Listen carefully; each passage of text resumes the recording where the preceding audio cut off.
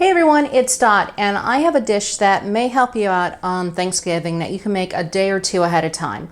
I'm making a maple sage sausage, and I'm going to be using this actually as my meat that's going to go into my stuffing for Thanksgiving Day. So I'll show you how to make it. The first thing you need is some fresh sage. Now, if you want to use powdered sage or dried sage leaves, that certainly is fine. It would last longer in the refrigerator if you do that. Fresh sage doesn't last as long, and it certainly will go bad within a day or two.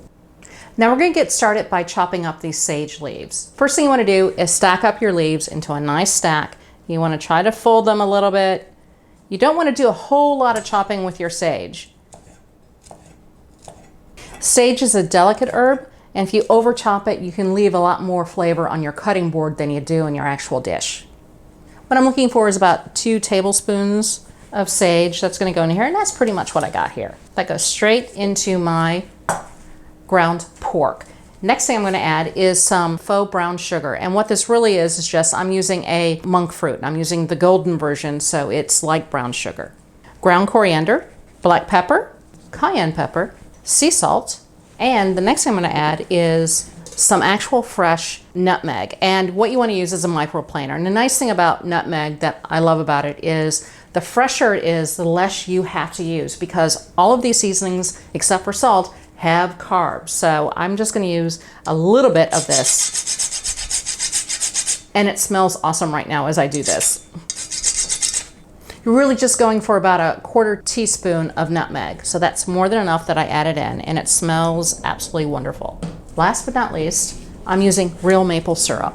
And when I say real maple syrup, that means this comes from my family up in Vermont. So this is my nice little stash. I prefer using the real thing than the fake stuff that you get at the grocery store. That has way more sugar added to it than this. This has more than enough on its own. I'm only using a tablespoon. Now, a lot of people think you can't have any type of real sugar when you're doing low carb. And there's some people who absolutely, that's the best way to go for them. Absolutely. The difference is when I'm using maple syrup or honey, I'm not using so much where it jacks up the carbs that dramatically high. A serving of maple syrup is 53 grams of carbs. Now, that is a lot of carbs. That's like, for me, that's carbs for 2 days. But I'm using a tablespoon and not a 1/4 cup. So that does cut the amount in half. Plus, this isn't what I'm making right here, doesn't serve 1 person, it serves 5 people. So those carbs are broken across 5 different servings of this dish. And it just adds nice amount of flavor.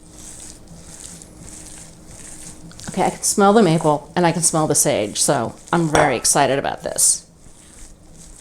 I'm gonna cook 1 patty so you can get an idea of the serving size, which is 3 ounces, which I've already measured and patted out, as you can see. It looks big right now, but it's raw. It's going to shrink down, obviously, when we cook it, but 3 ounces is more than enough for this. The rest I'm going to be testing during the week for some Thanksgiving dish that I'm working on. So right now, let's head over to the stove and cook my patty.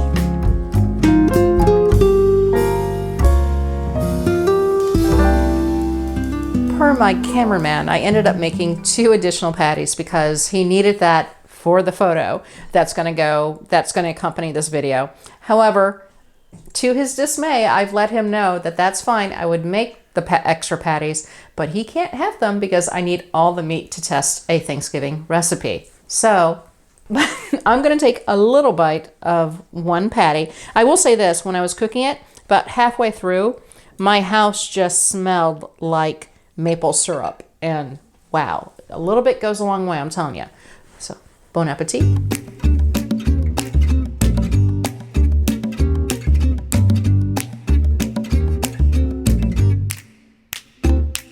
This is awesome. It tastes so good. The first thing that hit me was the sage and the maple syrup at the exact same time. When you're looking at it, you're mixing up, you're looking, oh, is this really enough ingredients in here? Because you're not really changing the color of the ground pork. You don't need that much. This packs a wallop by itself. It tastes absolutely amazing. The sage, it's much more mellow than if you pop the sage in your mouth raw. You never want to do that. But the maple syrup is it's not overly sweet. It's that maple flavor that I was going for, and it's very intense, but it doesn't overpower the sage. They work really, really well together. This is a great sausage to use for Thanksgiving, especially going into a stuffing. If you liked the video, give it a thumbs up. Subscribe if you haven't already, and definitely share with your friends. And until next time, I'll see ya.